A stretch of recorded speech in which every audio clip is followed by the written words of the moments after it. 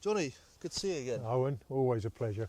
Last time we spoke, you mentioned that you were going on a camp for Gina and Mark's anniversary, was it? Yeah, which is hilarious because we found out that their anniversary is in August.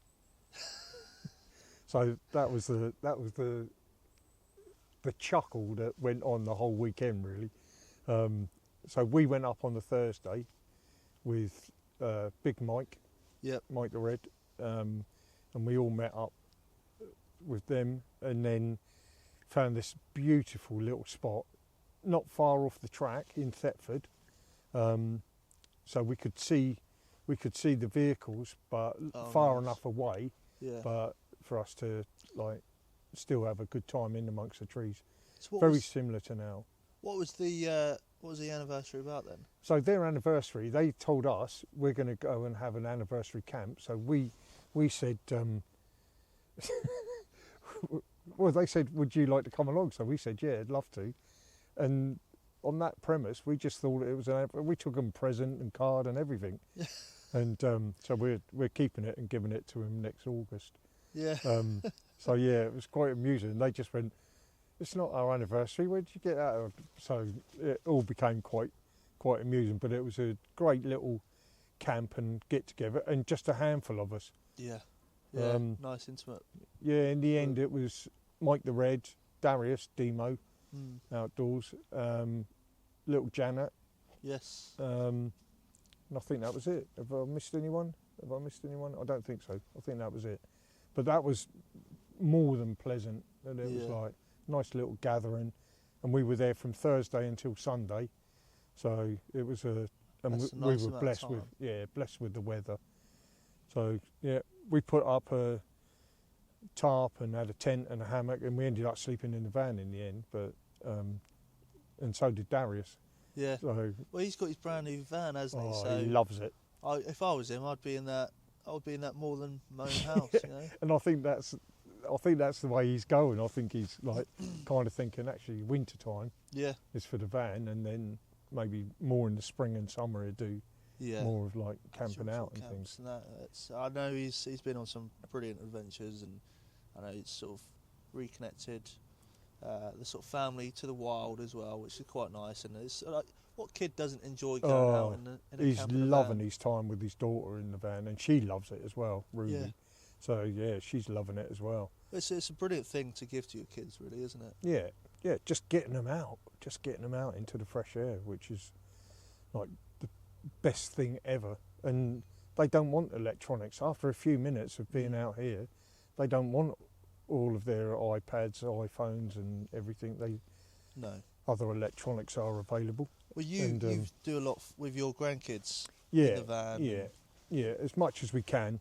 Yeah. And obviously when we had the caravan, they'd come down there, and like we were right next to the woods. Yeah. And it was, a perfect time for them to just be kids and not be stuck indoors or whatever. And even when it was raining, they'd all be out running around in the rain and everything. Yeah. So as they should. Yeah, as they should. And whilst you were away, you found out some quite interesting information about Pooch here, who most people, everyone that knows you knows who Pooch is. Yeah. Who you can hear rustling around here, but Darius had an app, right? Darius pointed his phone at him on this app, and it tells you exactly what he is. And we found out that he is a mountain cur, and they are a breed of dog that went over with the settlers to America. So they're a European breed, and obviously mountain dog, and they took them over. And if you look up mountain cur, they always say that it was that dog that kept them alive, because it could hunt small game, and it would seek out small game for them to shoot them and things like that. So I guess it'd be great, like flushing animals out. Definitely for them as well. A good flusher outer, and they've got that soft mouth, but they're very protective and very they've got like this herding mentality as well. Yeah. Which we've seen a few times when he's been worried about sort of either of us or especially me. He's the last time when Alex had his dogs. Yeah. Pooch came straight over trying to be protective. He struggles with the separation of people, and he wants everyone back together again all the time, and which it's a lovely it's a temperament. sweet temperament, isn't it? Like I say, he don't bark, does he? He's a perfect woodland dog. He's stealth in his colouring and everything. Yeah. Not today because he's got his Christmas jumper on, but normally he's pretty stealth. And I've called him before, and he's been sat right next to me. That's how stealthy he is. So yeah, he's good. That's very amazing. good. And talking of Christmas, you mentioned on the way in that you're off in your van. Yeah. Talking of vans. Yeah, Angie and we're going to go down to Cornwall and spend 2 weeks down at Cornwall. Get away from the rat race of living in the city is claustrophobic. Yeah, and even taxing. even though we've got a lot of open space around us with the seafront and the common and everything like that, it's not the same. It's not the same. No, it's not.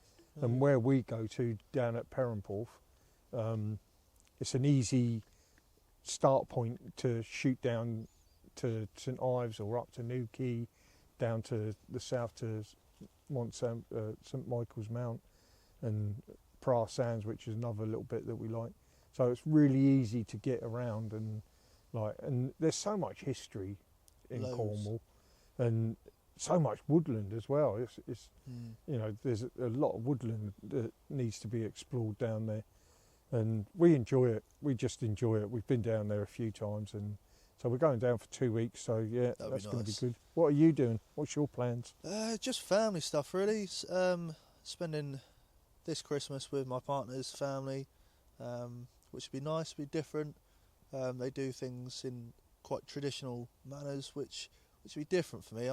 They've got a small family. I'm used to a big family, and the family's only got bigger. Last month, my sister had a baby, so we welcomed the first grandchild into the family, little Marley Roper. Marley Roper. Marley Good name. Roper. Good strong name. He is brilliant as well. He is so sweet. He doesn't really cry. He has a little fidget and a moan when he wants feeding. As soon as he's fed, happy as Larry. You're the doting uncle then, aren't I you? am very much a doting uncle. It's been quite a surprise to the family.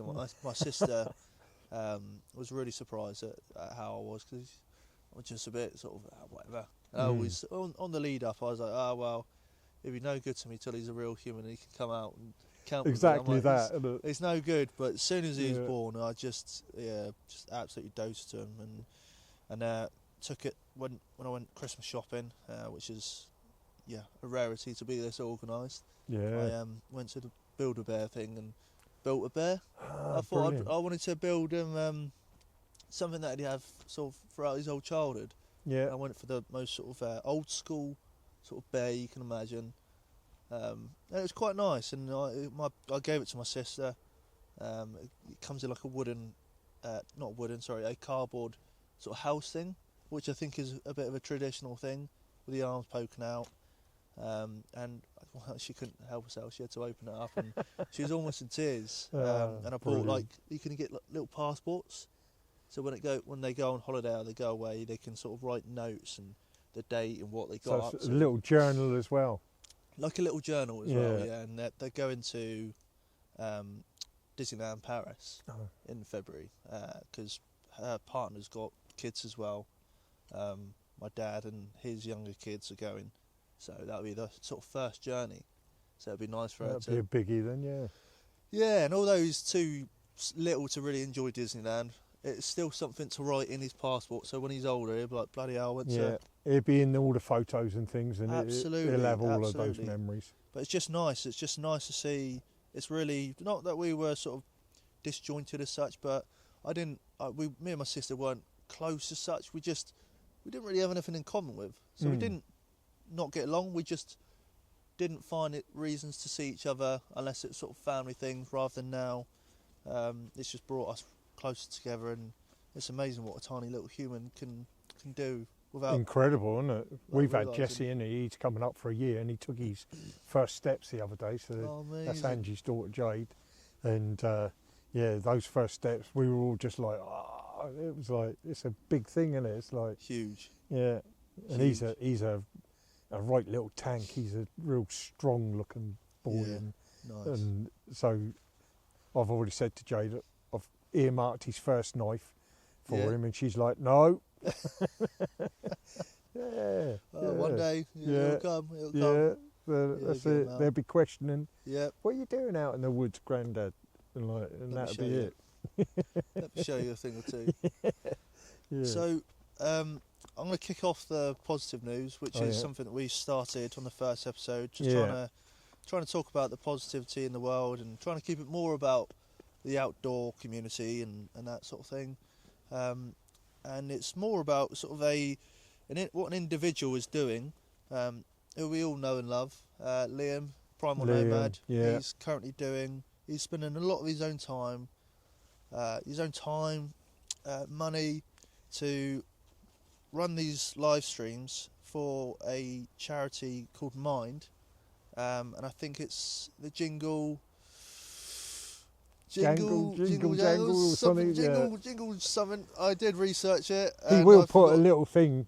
He will put a little thing. Yeah, I'll put a little link below. But and he's basically spending a lot of his own time educating people on various different bushcraft skills, and he's got so much energy, that boy, and it you know, we follow him very much so, and all like with all what he does, and I don't know where he finds the time. He always seems to be busy with his own stuff. Yeah. With Ellie and with her stuff as well. They've got their own things. He's got his own business. He maintains, but he's always trying to give back to the community. Always giving back, and he's always got time for people, and I love that. Yeah. I love that about him. Yeah. So we will definitely need to figure out exactly what. I will put it below, but I mean it's one of the first things to be done really in live streaming. But there's that we know of. There aren't any bushcrafters that are doing the live streaming on Twitch and stuff like that. So he's sort of. I never even knew of Twitch. I don't have Twitch. It's a difficult one. I've got too many with just Facebook, and even Facebook I only use for Marketplace. Yeah. And so Instagram really is where I keep in touch with everyone.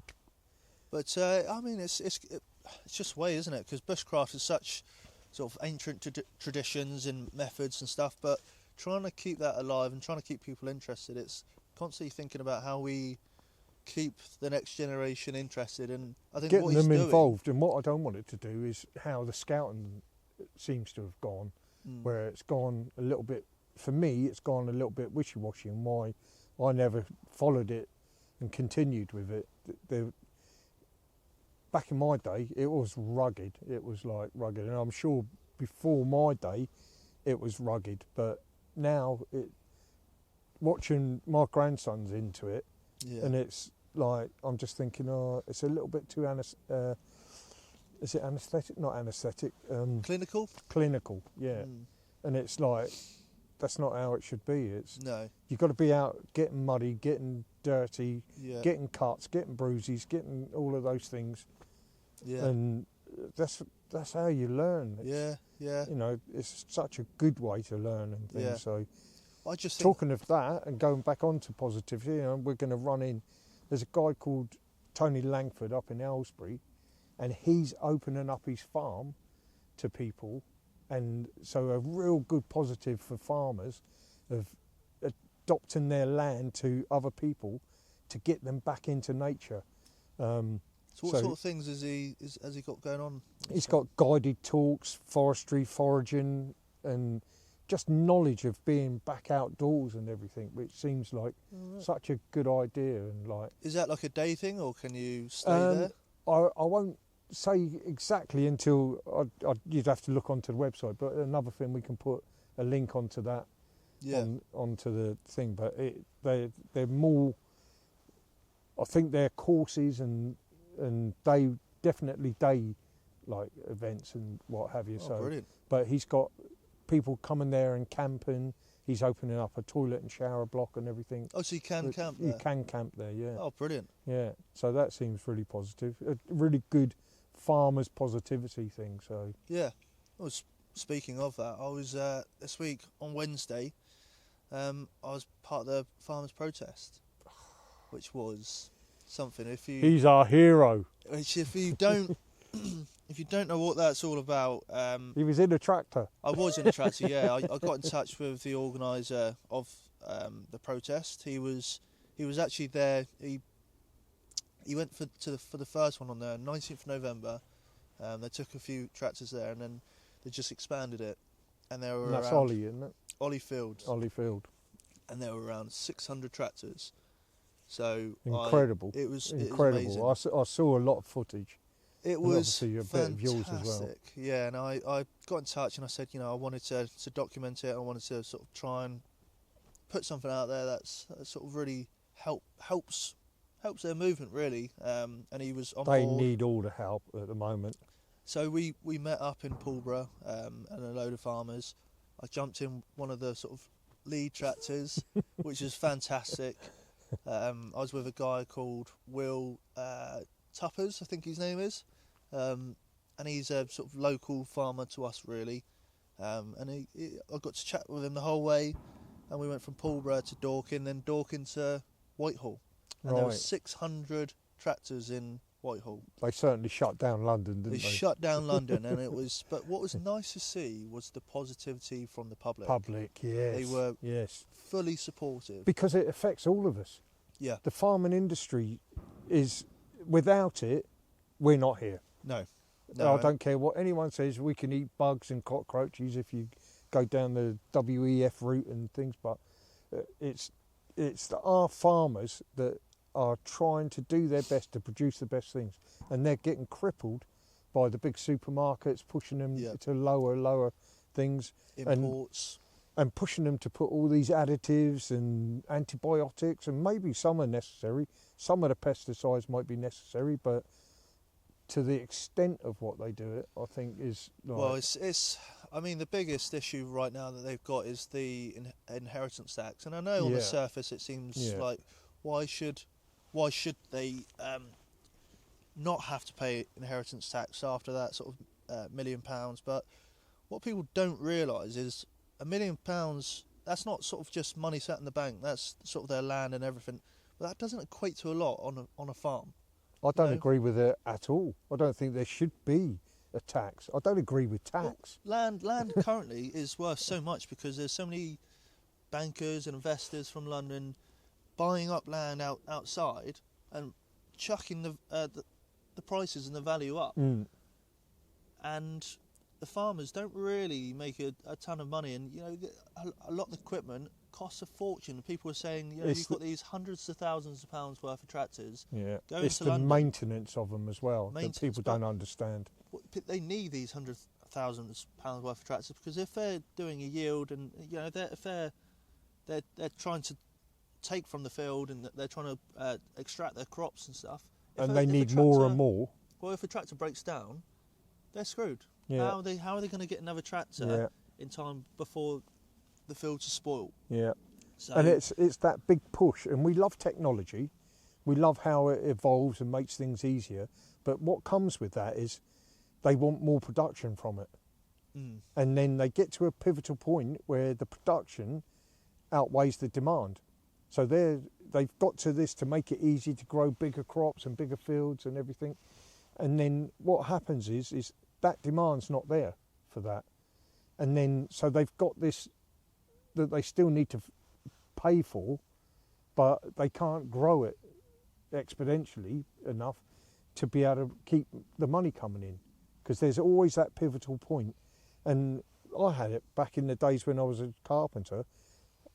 We never had cordlesses or all these battery operated saws. Everything was done by hand saw. Or there were a few sort of electrical things where you cable trailing, but as soon as we started getting the cordless revolution, all the prices went down, because you could hang more doors, you could do more work and nail guns and things like that, whereas hammer and nail, and then all the prices came down, and we were building more quicker, but our money we had to work twice as hard for. And that's how that's happened with the farmers. They're working twice as hard, but all their money is getting less and less, so they're getting less for their meats and things. Well, more so from our government bringing in imports. So it's rather than going to our national farmers, our UK farmers, they're going to places in Europe where the meat and other things that we're bringing in aren't regulated as well as they are in the UK. But we have strict rules and regulations on how we farm, but we're buying in meat and veg that aren't regulated as strictly, and it's, well, why are we doing that when we have it all on our doorsteps? And I no reason you would pay a slight premium to have British I food, would. Yeah, absolutely. wouldn't you? I would. And we all know that quality, you don't need so much. So if you're buying quality, rather than having 6 chicken wings out of a bag or whatever, you just buy that one chicken and you'll feed yourself. Well, it's local as well, so it doesn't need as many sort of preservatives, and everything is local, so everything is going to be fresh. Which farmers markets we're looking into, Angie and I, you know our situation, we're not got a lot of money, but we're looking into it being so that we go to the farmers markets, buy 3 dozen eggs that'll last us, a couple of weeks, and we get it knowing that they're going to be from the local land, and they're free range, and same with their, you know that you're going to get the butter and everything. If you can get it all from around local, then that's coming into our economy. Yeah, and and where not it's into somebody from. else's. Yeah, exactly. Or some big conglomerate supermarket or whatever. And I know why the government are doing it, because it's cheaper to get it imported, but that shouldn't be a priority. Without a doubt. We should prioritise our country and our economy, and I think we've lost massively in our economy. Did you know we were one of the biggest white goods producers? We were one of the biggest white good producers. So like freezers and things like that. That was us. And what happened was, within the EU, it all got farmed out to these other EU countries, with like Poland and places. So they took it away from us. Well, even further than EU, really, as well. Same a lot with, further. Car manufacturing. Yeah, we were one of the biggest producers. We've ruined ourselves. We've absolutely ruined ourselves, and we need to get that sovereignty back again, where we've all got the skills and technology still just about hanging on, and we need to share them back into our youth. Get them. Hello, that was an entrance. Over. Going back to the inheritance tax, which was what the biggest thing was for that was their process. gripe, wasn't it? Yeah. What people are upset about is, that they were exempt, and it's only been for the last, I think 30 years they've been exempt. But people are saying, well, we have to pay inheritance tax. Why shouldn't they? Well, in speaking to a lot of the farmers, in order to pay their inheritance tax, if they die and their children have to pay the inheritance tax, they will be forced to sell fields, sell some of their land, because they just don't have the cash to pay for it. And what that means is, and I said, well, if you sell those fields, what does that mean? Besides, obviously, less production, what does that mean? Like, what happens? And they were saying that bigger people will buy up the fields, call it a farm, and it will be under the value of $1 million, which means that the rich won't have to pay inheritance tax on that.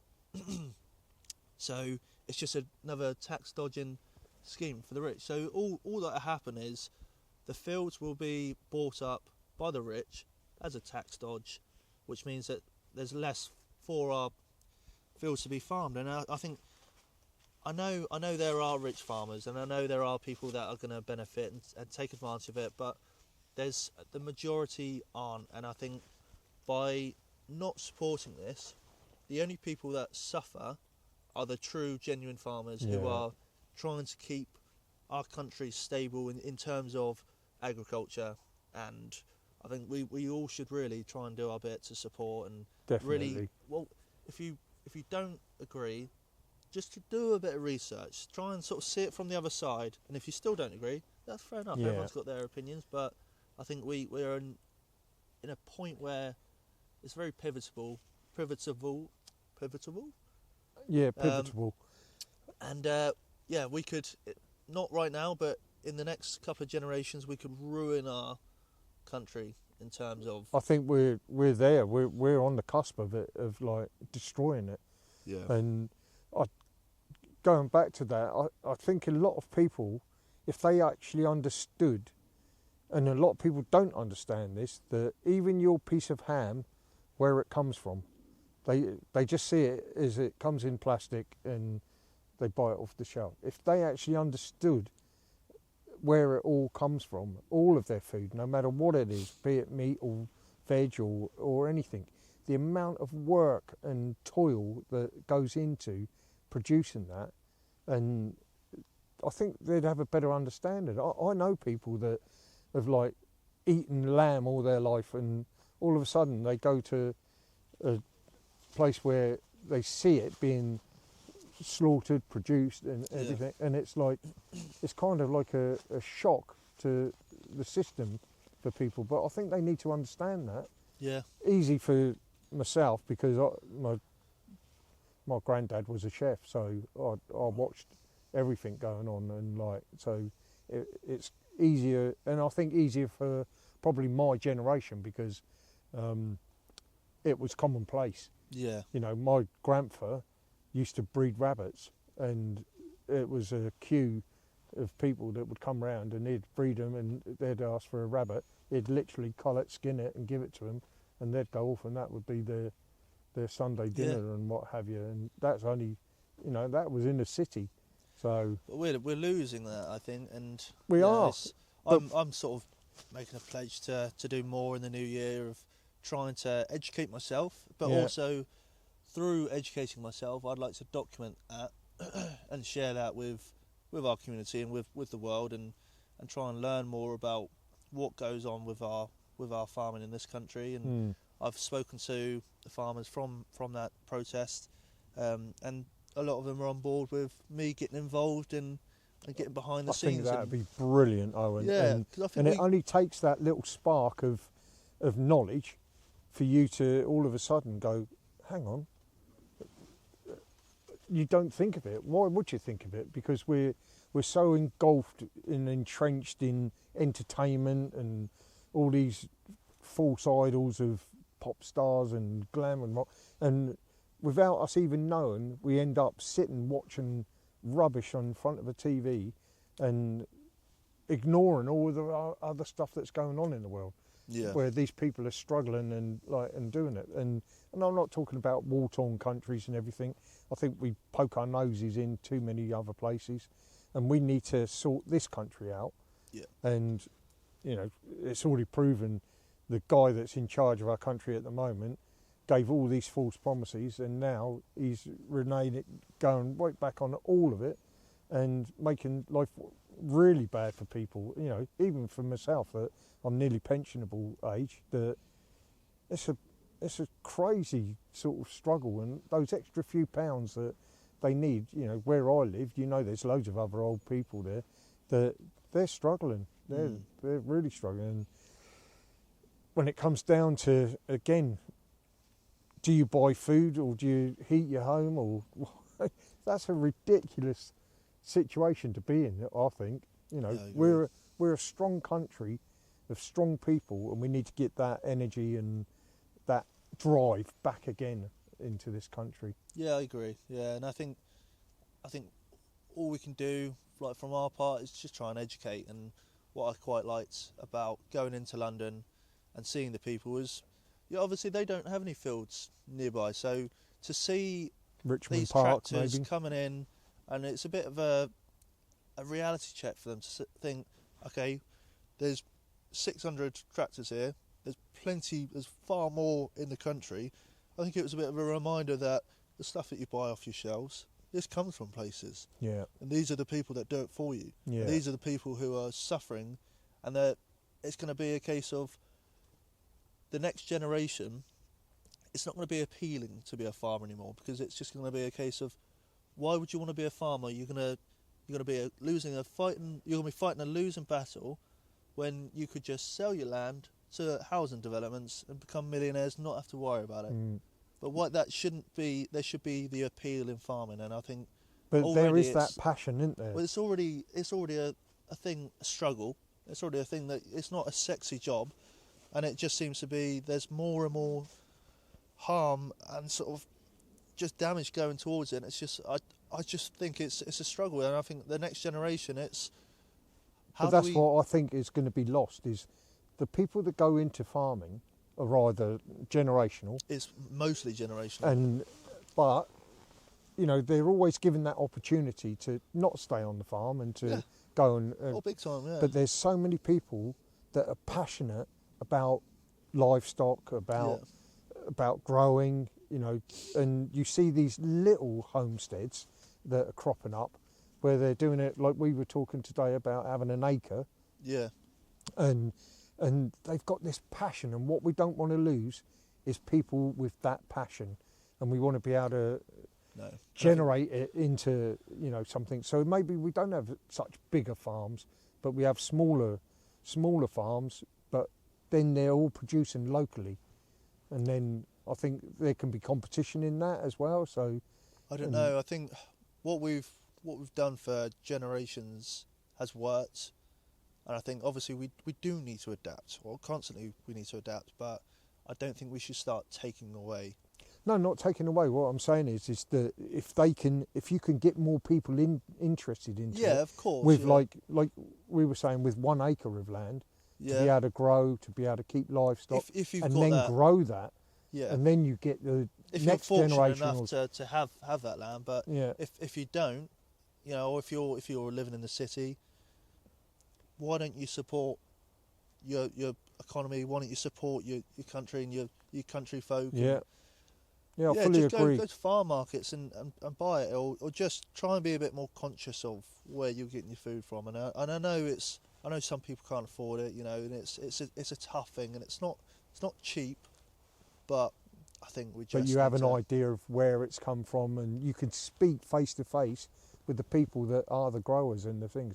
It took us 10 minutes to find something like 10 different local farmers markets that are happening on a weekly basis around in Hampshire, you know, local to our, and I just thought, well, why don't we? And there's plenty of farm shops and things, and they are a little bit expensive, but just look at the quality of it.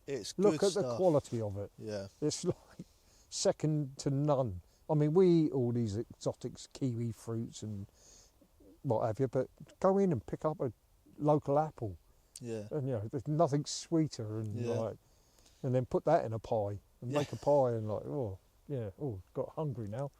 Need to get the stove out. So what's your week looking like next week?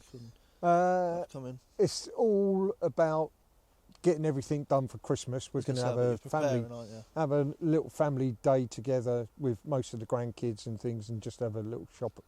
Like we're going to like a harvest or somewhere like that, where we'll all just swap presents for the little kids and things. Nice. So we're going to do that. My boy's building his house at the moment, so I've gone in and just got in the way, given a bit of advice and things. I think he's appreciated it. Yeah, I'm sure he would do. So he's had all of the back of the house pulled down, and now it's all been put back, and just doing the last little bits of buttoning up with the glazing and things, so he's in the dry, and then the big work can happen inside. So yeah, that, and it'll just be 10 days, I think it is now, till we're Christmas morning going to spend the morning with Angie's dad, who's 90, coming up for 90. He's got his big 90th birthday in February. Spend the morning with him, and then we're going to get on the road, and hopefully it's quiet. It should be very quiet. And yeah, drive down a good Christmas day Day to do some miles, won't it? Yeah, drive down, and we find it quite easy drive anyhow. It's like, I'm going to say it's the A38 that runs kind of all the way down to Cornwall. 303 A38 and it's like a nice little drive all the way down. Nice. So, and with the camper van, we just pull into the side and make I a was cup going of to say, tea yeah, and yeah. make a set egg sandwich or whatever. And So nice, isn't it? easy done. Easy. I'd rather live in the van than I would at home. I am a gypsy. I am a gypsy, definitely. There's gypsy blood in me somewhere. So, Definitely. yeah. Oh, lovely. Sounds like And you, what's the biggest thing this week for you? just trying to get organised before sort of You've the got Christmas. a lot of editing, haven't you? Yeah, I've and done a stuff? lot of filming lately. Yeah. I've had a lot of projects on. So, I mean, this weekend I'll be He editing. still wants more. So if anyone's out there and needs him, Yeah, sure. I'm always keen to sort of take on new exciting projects. Yeah. But yeah, it's mostly going to be editing this week. I've got one day filming on the Tuesday, but a ton of editing to get done. So, which is quite nice. Quite nice to just sort of, especially in the cold weather, sort of just sit and plonk out the projects. And is it important to you to be passionate about the work that you're taking on? absolutely, Yeah. Yeah, You have to have that I have passion. to find I was some- like that with my photography. yeah, I because had to have a passion for it to do. I think even stuff like, with the TGS stuff, I'm not a shooter, but I try and find some kind of passion in what I'm making, and that's why I don't really do a lot of corporate stuff, Yeah. because it's not my kind of world. It's not something I can relate to. So although I have done stuff like that before, I find that I drag my heels with that sort of thing, like, especially the editing, because you just think it doesn't look exciting. It doesn't look like anything I would watch. And I know I'm the wrong audience.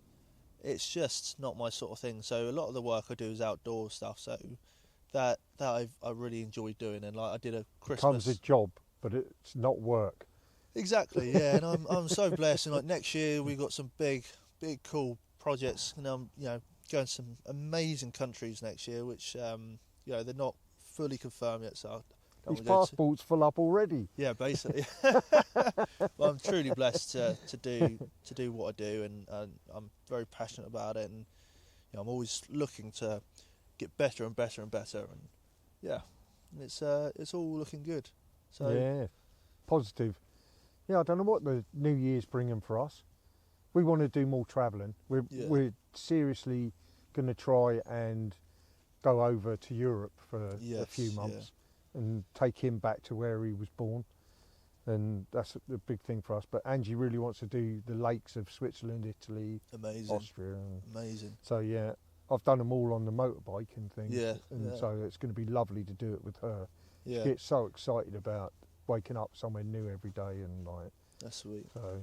And it's France is perfect. France is a lovely place as well. So Yeah, to get in there, and obviously you've got the cuisine of France and Italy and Spain, which we'll partake really in. sort of, big countries for cuisines there. Yeah. But it sounds like a good Christmas, and we want to wish everyone a Merry Christmas. And Wish I know everyone a very Merry Christmas. And I know Christmas looks a bit different for different people. I know some people have big families and sort of great Christmases, but there are some that don't. And I know sort of single parents and people that Father don't. Christmas doesn't visit the poor kids, only the kids that got money. Well, yeah. So remember the poor kids. Yeah, so there's families that struggle. There's single parents who might be sort of doing their first Christmas without kids, and that's so anyone going through it. We sort of hearts go out to you, and we hope you find some kind of. I think it's tough times. It's one of those things where, and the commercialism of it all is pushed so deeply in. I hear of kids that have got hundreds and thousands of pounds being spent on them, and then kids that haven't got a bean. And No. I just think that we need to sort that out at some stage. There's got to be. That's a hard one, but that's a problem for another day. You know, not for two folks In in the camp woods. chairs. But I want to In the wish you a Merry Christmas, mate. Oh, and you. Oh, and one final thing. You got a DD Hammock. tarp. Sorry, not tarp. Hammock. Hammock. So although it's talk under the tarp, Yeah. I was lucky enough in a giveaway from DD Hammocks and Tarps to get the frontline hammock. It's not my size of things, and I'm a flat layer, so I like my Haven and Nightcat. So So what we're going to do is we're going to give that as a giveaway. It's Owen here, just interrupting the podcast just to say that, sorry that this is going out late. As you know, this is filmed before Christmas. I think the talk about Christmas gives it away. The file was lost. I had a hard drive that corrupted, so I was trying to work that out and figure that one out, but I did manage to find a spare copy of this, luckily enough, which is why I'm editing this late and getting it out late. So apologies and thanks for just supporting us and sticking by. We are across YouTube, Spotify and Instagram. If you want to be in for a chance of winning this tarp, please comment, talk under the tarp, giveaway, and that will get you an entry. And you can do that across the YouTube channel, Instagram or Spotify. I believe you can comment on Spotify. Thank you for listening, and I'm just going to take you back for the outro. We'll close off and Merry Christmas, mate. Merry Christmas, and I won't see you till next year. I'll see you next year. See you next year.